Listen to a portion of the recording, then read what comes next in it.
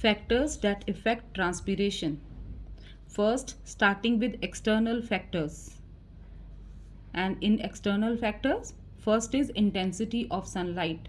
With increase in intensity of sunlight, transpiration increases, and with the decrease in intensity of sunlight, transpiration decreases. Transpiration is directly proportional to intensity of sunlight. Second is temperature. With increase in temperature, transpiration increases because it allows more evaporation of water, and with decrease in temperature, transpiration decreases. Again, transpiration is directly proportional to temperature also. Now third is velocity of wind. Transpiration increases with increase in velocity of wind and decreases with decrease in velocity of wind. Again, because wind blows water vapor in faster way, so that's why rate of transpiration is directly proportional to velocity of wind also. Now the fourth external factor is humidity. Now that is humidity. Transpiration is reduced if air outside is humid. Humid means already saturated with water vapor. It cannot accommodate more water.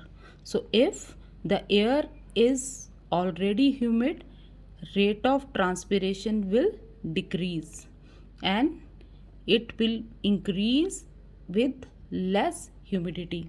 So transpiration, it is inversely proportional to humidity. More humidity, less transpiration, and less humidity, more transpiration. Now carbon dioxide, again transpiration is inversely proportional to carbon dioxide.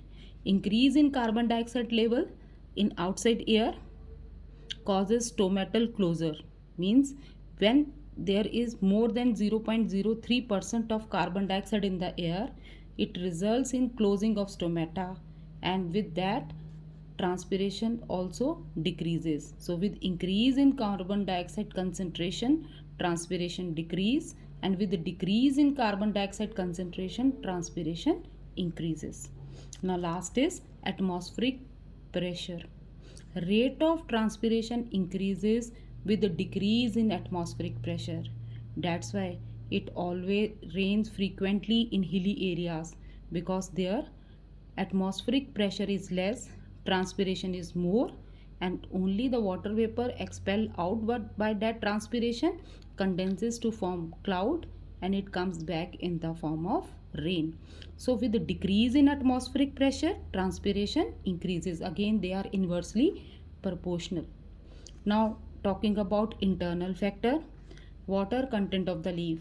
If the water content of the leaf decreases due to insufficient absorption of water by the roots, transpiration will also decrease.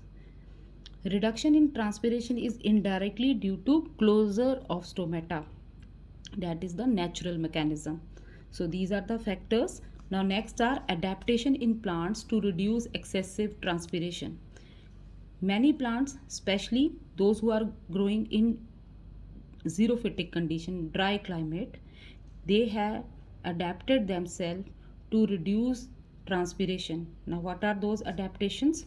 The first is sunken stomata. Stomata may be sunken or covered by hairs. Just see, and this is very important. Name a plant with sunken stomata. Answer is Nerium. So in xerophytic plants, stomatas, they may be sunken, or the opening of that stomata is covered by hair like structures. That is to reduce transpiration. Now next is fewer stomata. Number of stomata may be reduced in plants. Narrow leaves. Again, narrow leaves means less stomatal opening, less transpiration. Reduced exposed surface. Some plants during noontime they roll up their leaves to cover up stomatal opening to reduce transpiration. Loss of leaf. This is also one of the adaptation to reduce the rate of transpiration.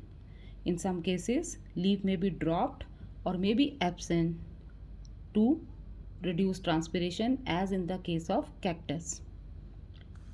Some plants, they have thick cuticle like in banyan tree to reduce the rate of transpiration. So these are the adaptations. Now next we will start with significance of transpiration.